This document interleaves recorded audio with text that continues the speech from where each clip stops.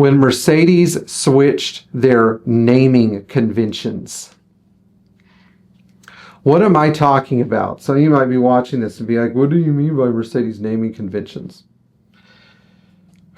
This is where the precipice occurred. You know, it's sort of like, you know, I think some of you know that I'm Catholic. It's sort of like our Vatican II moment where some people love it and some people hate it. I personally am not a big fan of either one, of Vatican II or the naming conventions that Mercedes started using. And what am I referring to? I'm referring to when they started putting the letter before the number. I mean, talk about, you know, and that's the problem. You make a change. I'm going to be using Second Vatican Council analogies all the way through this thing, because the problem is that Mercedes had this great system. They had this system that was distinctive. Like if you said, I have a 220, if it was 1985, people are like, oh, what's that old car you're driving? Oh, it's a 220. Oh, you mean a Mercedes 220? They'd see you pull up in your W108, you know, you were wearing a nice fitted suit that didn't cost a fortune. Maybe you had a good job, you know, you were managing a BAP Gion auto parts chain in Virginia, which is a chain that's gone out of business that had great foreign car part supplies. And you have a 280S and you go, oh yeah, that's my old 280S. Oh, and it's a Mercedes. Nobody had to see it. They'd know you were driving a Mercedes. And let's not get started. You know, if you had a 300D or a 220D, all you had to do was tell people the model. They'd be like, oh, you have a Mercedes. Great. You know. And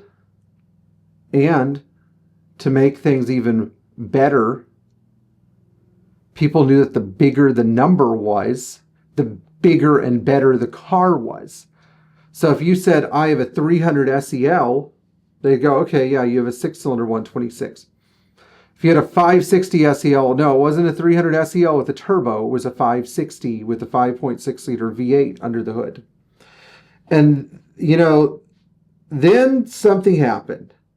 So in 1993, Mercedes issued their last model where the numbers, the 3-digit number, not a 4-digit number or a 2-digit number, a 3-digit number followed by between 1 and 3 letters.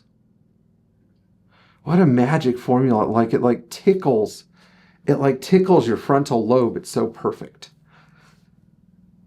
They decide that they're going to put 1 letter, 2 letters, or 3 letters before 2 or 3 numbers.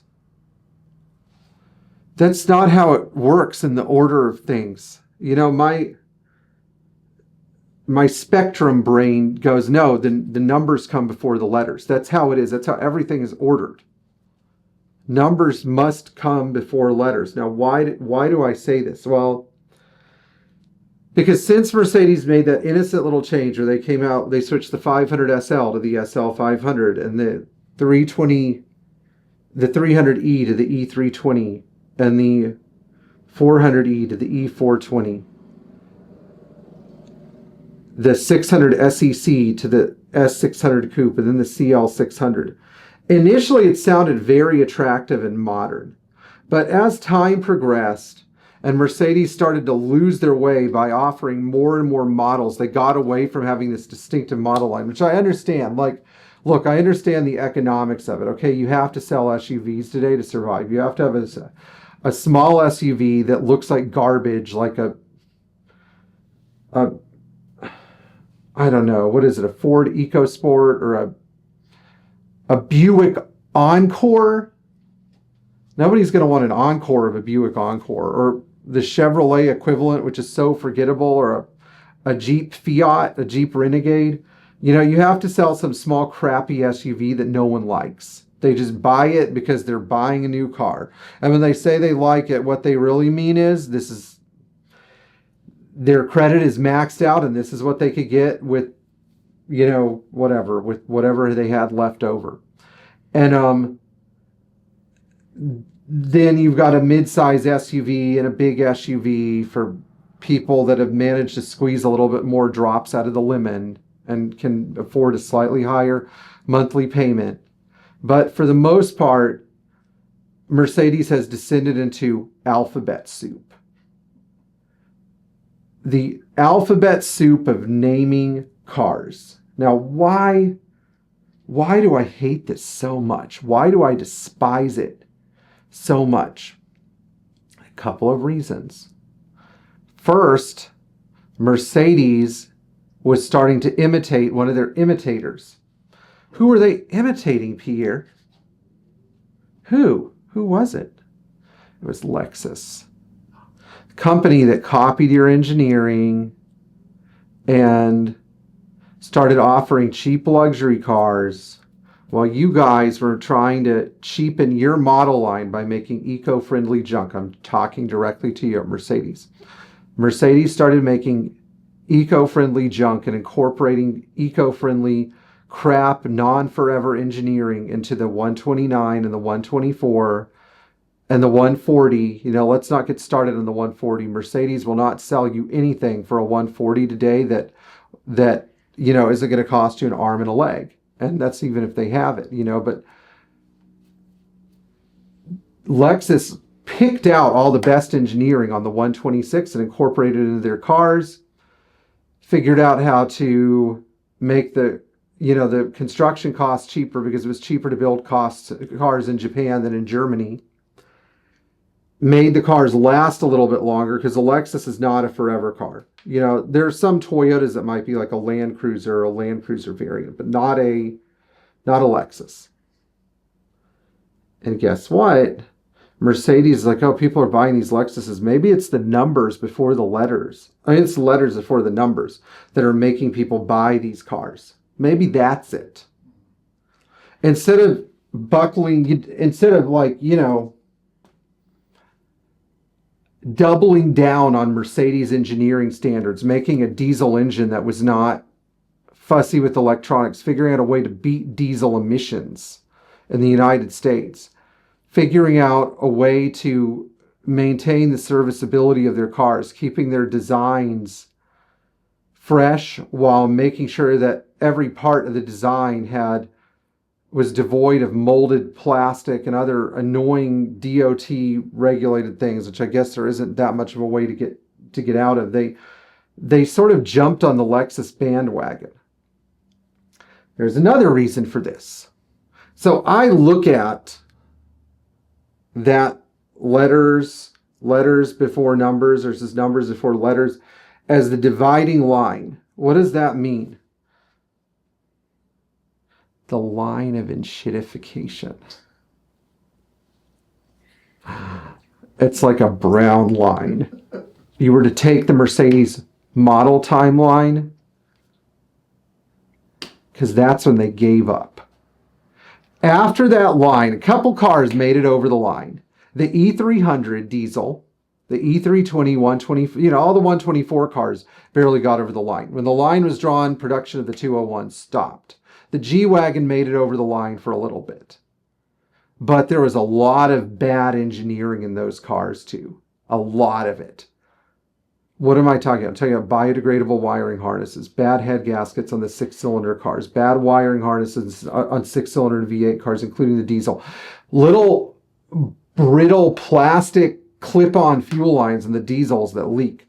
You know, a complicated double overhead cam engine when it would have probably been better if Mercedes had just found a way to fix the OM603 and kept the OM603 turbo diesel in production and, you know, made it just as durable as the 606. I'm just saying, like, the line is real. And the letters before the numbers is the proof of that line. Now, why is it? You know, there were some Mercedes holdovers that survived. Again, the 140 was already in production then. The 129 already in production. For the most part, they're not my favorite cars, but they're not terrible cars either. They're not like, give me a 202 over a 204 any day. People think the 204 is a decent car until you get a call from the Mercedes dealership saying it's going to be $4,500 to fix your transmission. Now, some of the cars, if you're Jamie, I know Jamie's going to be watching this. He's going to have he's going to have a problem with what I'm saying. But when it takes 11 hours to change motor mounts on your W220 4MATIC, and I know some people that can do it faster, but I'm just talking about an average guy. It's a job. You have to loosen the steering rack and everything, Sure, I mean, there's some good engineering in those cars. I'm not saying in the 221 there's bad engineering. There's good engineering in all those cars. But it's that line, and I see it. I didn't drink the Kool-Aid so much. The thing is, there are two problems here. The two problems are this. Problem number one, I'm not an engineer. Problem number two, I'm not an engineer. Problem number one, I'm not an engineer, but that means that I don't see things at the arrogance bias of an engineer. Engineers tend to be a pretty arrogant breed because they will die on a hill of a bad solution. I know plenty of engineers that did this, and with Mercedes, they did it too. They had so many bad solutions for things that actually worked during that period of time that it's mind-boggling. For example, let's take the transmission filter and replace it with a screen, just like we had in the 60s on the Pagodas, and call it a sealed for life transmission. There's a great engineering solution, guys. Way to go. Freaking way to go, Or how about let's take a reliable V6 and slap direct injection on it and not reinforce the bottom end of the engine, but give it diesel-like compression so the bottom end blows up. How about we put in some balance shafts in this engine to make it 5% smoother so that dealers will have, a field day replacing these things, and customers will have to pay $5,000 a pop. There's some great engineering. Now, I know Mercedes made some engineering mistakes in the 80s, like on the 380 SL with the single row timing chain, but there is a clear-cut path to fixing that problem. Some of these problems are not so clear-cut, So I have my points. Would I rather fix rust on a 60-year-old Mercedes just because it's got 3 numbers and no letter, like a 190 or something? Probably not. I'd probably rather be driving an E300. Probably. But, I know this. I know this for a fact. A lot of the cars from, let's say, 1960 or earlier, you can't drive them every day. From 1960 to 70, you can drive them every day if you're Stone Belvin and you live up in Montana in a small town. Here in Florida, it's debatable because the traffic has gotten so bad. It's gotten so bad. It would have been...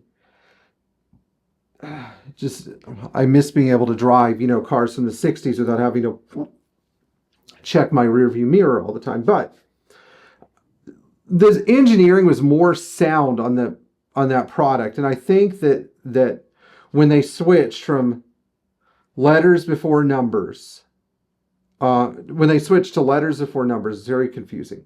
When they switched to letters before numbers, it represented Mercedes going from a company where the engineers reigned supreme and dictated what things were going to cost, where the purchaser expected to keep the car forever, for the rest of their life, or at least, really use it, put 500,000 miles on it.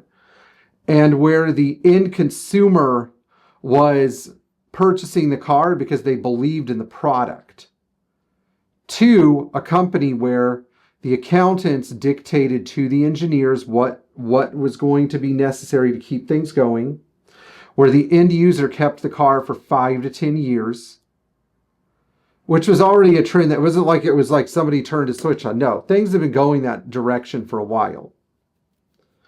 And then number 3, where people bought Mercedes not because of what the brand was, not because of what its engineering was, not because of how well made the car was, more because of what it represented. And when you say, oh yeah, I got that S-Class, look at me guys, I got this S-Class, proof that I'm doing good. It says every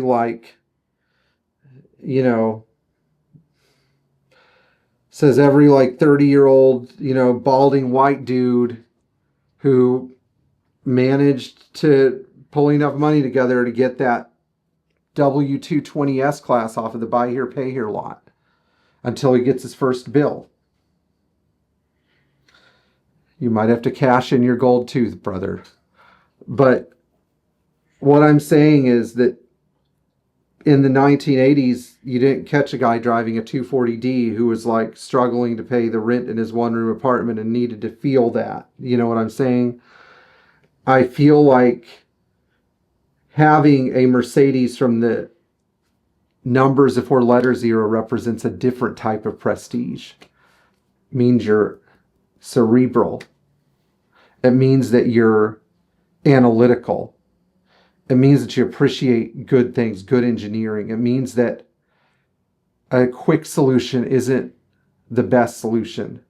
It means that a good thing is worth holding on to. You know, it shows that you're the kind of guy that instead of sitting in front of your smartphone or your TV watching Breaking Bad, you'd rather read Tolstoy. It's always been that way. Instead of going to your fridge and, you know, getting out a TV dinner and saying, oh, I've had such a hard day at the office. Oh, you know, you're the kind of person that says, you know what, today's the night I'm going to try to make mergas. You're the kind of person that says, you know, instead of having to get there immediately within 3.5 hours, I think I'm going to take the scenic route and enjoy my drive and go through some small towns and see what I see. You're the kind of person where instead of, you know, putting in your AirPods and watching Netflix while you're driving, you're alert and attentive. You're the kind of person who, you know, when you see that your neighbor's trash can is blown over, you go pick it up instead of laughing and be like, I want to see what's in that trash can. You know, I just think that there's a person that car was built for, and maybe that person started to go away in the 90s. There are fewer of us left. We got to take care of our cars. So if you enjoyed this video, please like, share, and subscribe, and tap the bell for notifications, and we'll see you in the next video.